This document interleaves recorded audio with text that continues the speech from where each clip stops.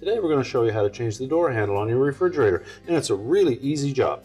All you're going to need is a Phillips screwdriver and a small flat blade screwdriver.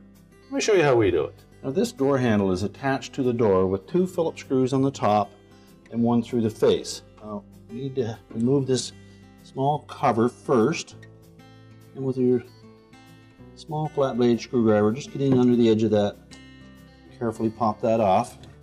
Careful not to damage it. We'll set that aside. We can then remove that Phillips screw. And open the door slightly. Remove the 2 screws at the top.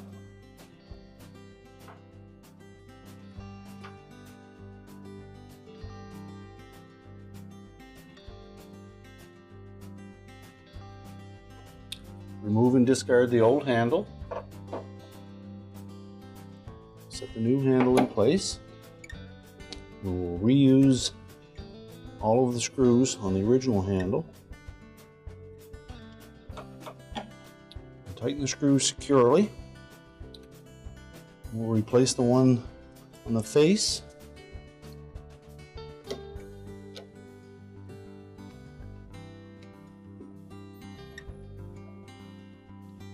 And then we'll replace the cap.